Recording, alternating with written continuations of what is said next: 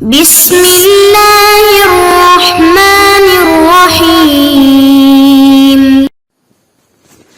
اعوذ باللہ من الشیطان الرجیم بسم اللہ الرحمن الرحیم وللہ ملک السماوات والارض صدق اللہ مولانا العظیم۔ عزیز طلبہ کرام، کل کے سبق میں شرک فی العلم کی تعریف اور اس کی بحث ہوئی ہے۔ آج کے سبق میں شرک کی دوسری قسم شرک فی التصرف کا بیان ہے۔ یہ شرک کی قسم ثانی ہے۔ التصرف کا لفظ یہ ایک جامع تعبیر ہے اور ایک اصطلاحی لفظ ہے۔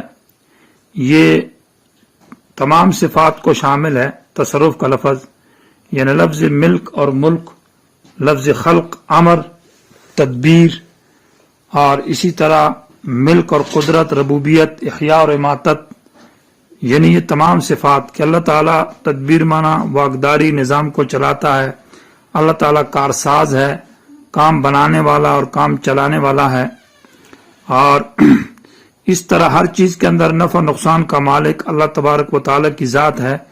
یہ معنی ہوگا تصرف کا۔ تو شرک فی تصرف کا حاصل یہ ہے کہ یہ جو ملک ہے، خلق ہے، پیدائش، امر، حکم، تدبیر، نظام چلانا، ربوبیت کا معنی پالنا اور پیدا کرنا اور اسباب کے اندر اثر پیدا کرنا، یہ صفت خاص ہے اللہ تبارک و تعالیٰ کے ساتھ۔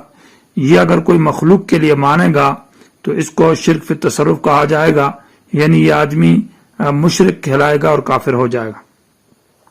یہی ایک اصطلاح عام مفسرین کی بھی ہے کہ شرک فی الربوبیت، تو ربوبیت کا معنی پیدا کرنا اور پالنا اور اسباب پیدا کرنا اور اسباب کی اندر تاثیر پیدا کرنا، تو شرک فی الربوبیت اسی شرک فی التصرف کے اندر داخل ہے، وہ الگ قسم نہیں ہے، یہ مختلف اصطلاحات ہے۔ شرک فی التصرف کا معنی اصطلاحی جو ہے وہ یہ ہے کہ یعتقد انسان ان غیر اللہ تعالی یملک النفع والضر ویتصرف فی الامور فوق الاسباب، کہ یہ عقیدہ رکھے کوئی انسان کہ اللہ کا غیر جو ہے وہ نفع اور نقصان کا مالک ہے اور تصرف کرتا ہے امور میں، یعنی تمام کاموں میں یا بعض میں، ما فوق الاسباب، بغیر اسباب کے۔ بغیر اسباب کے یہ ہے کہ وہ اسباب کا محتاج نہ ہو۔ تو یہاں پر ایک سوال پیدا ہوتا ہے کہ ما فوق الاسباب پہ کہ اللہ تعالیٰ تو یہ معنی کیا جائے کہ اللہ کے اسباب ہی نہیں ہیں، تو حالانکہ اللہ کے لیے آنکھ ہے، اللہ کے لیے کان ہے، اللہ کے لیے ہاتھ ہے، اسباب تو ہے، تو یہ معنی تو ٹھیک نہیں ہوگا۔ تو سوال کا جواب یہ ہے کہ یہاں فوق الاسباب کا یہ معنی ہے کہ اللہ کے اسباب ہے لیکن اللہ اسباب کا محتاج نہیں ہے، اور مخلوق جو ہے وہ اسباب کی محتاج ہے، وہ بغیر اسباب کے کام نہیں کر سکتے۔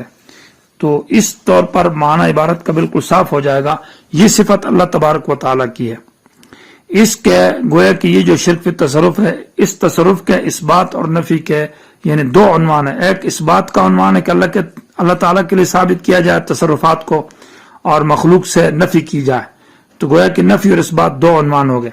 لا الہ الا اللہ کا یہی مطلب ہوگا کہ لا الہ کوئی نہیں ہے متصرف، کارسار، حاجت روا، مشکل کشا، فریاد رس، کام بنانے والا، نظام چلانے والا، احیاء اور اماتت پیدا کرنے والا، الا اللہ، مگر اللہ کی ذات ہے۔ غیر سے نفی، اللہ کے لیے اثبات ہے۔ اس بات میں تعبیرات اربعہ یعنی چار عنوانات ہیں قرآن مجید کے اندر۔ پہلا عنوان جو ہے وہ لام جارہ کے ساتھ اس بات کیا جاتا ہے۔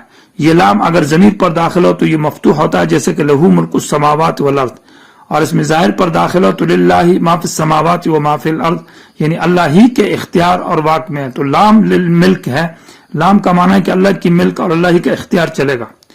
دوسرا عنوان اس کے لیے لفظ ملک اور ملک ہے۔ ملک بمعنی بادشاہی کے ہے، یعنی بادشاہی کی تقسیم اور اختیار اللہ ہی کے پاس ہے، جس کو دیتا ہے، جس سے چھینتا ہے۔ قل اللہم مالک الملک تؤتی الملک من تشاء وتنزع الملک ممن تشاء۔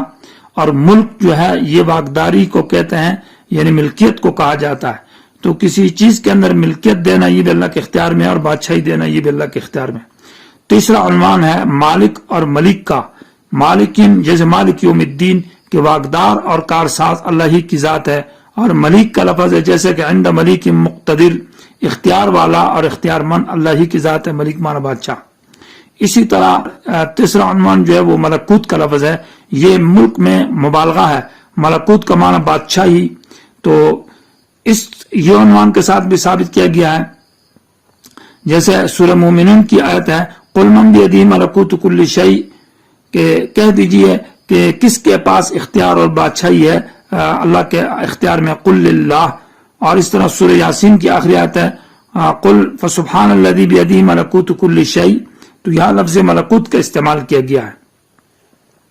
چوتھا عنوان جو ہے اس کے اس بات کے لیے لفظ حکم ہے، اور ان الحکم الا للہ، معنی حکم کے دو معنی، ایک حکم تکوینی، حکم کونی اس کو کہا جاتا ہے۔ حکم تکوینی کا معنی مطلب یہ ہے کہ تمام تصرفات، تدبیرات، نظام چلانا یہ اللہ ہی کے ذمہ ہے، اللہ ہی کے اختیار میں ہے، یہ کسی کے حوالے نہیں ہے۔ یعنی بارش کرنا، مطلب موسم کو خراب ٹھیک کرنا، اور مطلب زمین سے پیداوار نکالنا، یہ تکوینی احکام ہے۔ موت اور زندگی، حیات اور غریبی اور غریبی اور امیری ہو گئی، اس طرح خوشی اور غمی، یہ چیزیں اللہ ہی کے اختیارات میں ہے، اس کو حکم تکوینی کہتے ہیں، نظام چلانا۔ ایک حکم تشریع ہے، معنی شریعت کے فیصلے کرنا، تو جہاں لفظ حکم استعمال ہے یہ دونوں معنی استعمال ہوگا، معنی حکم تکوینی تصرفات بھی اللہ کے اختیار میں ہے، اور شریعت قانون سازی اور قانون بنانا بھی اللہ کے اختیار میں ہے۔ فلا یشرک فی حکمہ احدا، قل للہ المشرق والمغرب، اللہ ہی کے اختیار میں ہے، معنی ملک میں ہے، مشرق اور مغرب، ملکن اور ملکن، للہ ما فی السماوات، اور اسی طرح قل ان صلاتی و نسکی و محیای و مماتی للہ رب العالمین، خاص اللہ ہی کے ملک میں اور اختیار میں ہے۔ اس کے ساتھ ساتھ جو ہے جو نفی کے عنوانات ہے کہ اللہ تعالیٰ کے سوا کے لیے مطلب یہ کہ ملک اور تصرف نہیں ہے، اس میں ایک خاص عنوان یہ ہے کہ نفی خصوصاً خاص کسی شخص سے، جیسے کسی خاص نبی سے، آپ علیہ الصلوۃ والسلام سے نفی کی گئی ہے۔ سورہ اعراف کی آیت ہے قل لا املک لنفسی نفعا ولا ضرا الا ما شاء اللہ، کہہ دیجئے کہ میں اپنے نفس کے لیے نفع اور نقصان کا مالک نہیں ہوں مگر جو اللہ چاہتا ہے۔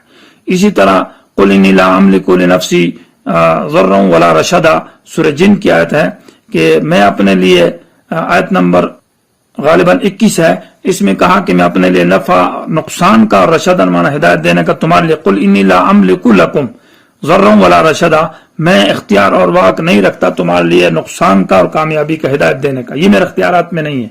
سورہ مائدہ کی آیت ہے فلن تملک لہ من اللہ شیئا، آیت نمبر 41 ہے، من یرید اللہ فتنتہ فلن تملک لہ من اللہ شیئا، کہ پیغمبر آپ اختیار نہیں رکھتے اس کے لیے جس کو اللہ گمراہ کرے کہ اللہ کے عذاب سے آپ اس کو نہیں بچا سکتے۔ تو یہ جو کہا جاتا ہے کہ نبی جو ہے وہ مختار کل ہے، مختار کل کا جو عبارت ہے یہ عبارت تو بظاہر ٹھیک نہیں ہے، مختار معنی پسندیدہ اور مختار معنی افضل، تو پیغمبر تو سب کا پسندیدہ اور افضل ہے، لفظ کے لیے مخیر فی الکل ہے، یعنی نبی کو تمام چیزوں کا اختیار دیا گیا ہے، اس پر قرآن صراحتاً رد کرتا ہے، یہ عقیدہ ٹھیک نہیں۔ اسی طرح نفی ملک اور ملک کی عن معبود، یعنی عن کل معبود من دون اللہ، اللہ کے سوا ہر معبود سے، سورہ رات کی آیت نمبر 16 ہے قل من رب السماوات والارض قل للہ قل افاتخذتم من دونه اولیاء لا یملکون لانفسهم نفعا ولا ضرا، کہ یہ مالک نہیں اپنے لیے نفع اور نقصان کے بھی۔ اس طرح سورہ اسراء کی آیت نمبر 56 ہے، اور سورہ فرقان کی آیت نمبر 3 ہے واتخذوا من دونه آلهة لا يخلقون شيئا وهم يخلقون، یہاں نفی عموماً کیے کہ نہ موت کے مالک، نہ حیات کے مالک، اور نہ اپنے لیے نفع اور نقصان کے مالک ہیں۔ تیسرا عنوان نفی کا جو ہے وہ نفی التصرف والقدرت عن جمیع الخلق، تمام مخلوق سے نفی کی گئی ہے، اور اس میں آیت سورہ انعام کی آیت نمبر 17 اور سورہ فاطر کی آیت نمبر 2 ہے۔ سورہ انعام کی آیت جو ہے وَإِن يَمْسَسْكَ اللَّهُ بِضُرٍّ فَلَا كَاشِفَ لَهُ إِلَّا هُوَ، اگر آپ کو کوئی چیز تکلیف پہنچائے کوئی بھی، وَإِن يَمْسَسْكَ اللَّهُ بِضُرٍّ، اگر آپ کو اللہ معمولی سی تکلیف دے دے تو فَلَا كَاشِفَ لَهُ إِلَّا هُوَ، کہ اس تکلیف کو کوئی بھی دور نہیں کر سکتا اللہ کے سوا، مخلوق میں سے کوئی بھی نہیں، الا ہو، مگر اللہ کی ذات ہے۔ سورہ فاطر کی آیت ہے ما یفتح اللہ للناس من رحمت فلا ممسک لها، اللہ تعالیٰ جس کے لیے رحمت کھول دے تو اس کو کوئی بند نہیں کر سکتا، کسی کو اللہ صحت دے دے، نعمت دے دے، مال دے دے، دولت دے دے، عزت دے دے، اس کو کوئی روک نہیں سکتا۔ وما یمسک فلا مرسل له، اللہ کسی سے صحت مال دولت نعمت کو روک دے تو اس کے لیے کوئی آزادی نہیں دے سکتا. اس طرح کا اس بات قرآن میں جو تصرف اور اختیارات ہیں وہ اللہ کے لیے ثابت کیا گیا. یہ عنوان بھی ہے. اور غیر اللہ سے نفی ہے, نفی خصوصاً بھی ہے, نفی عن کل معبودن بھی ہے, ہر اللہ کے سوا معبود سے بھی نفی کی گئی ہے, چاہے وہ زندہ ہے, چاہے وہ مردہ ہے, چاہے وہ قبر ہے, جھنڈا ولی ہے, کوئی بھی ہے. اور نفی عموماً بھی ہے. اللہ تعالیٰ سمجھنے کی توفیق نصیب فرمائے.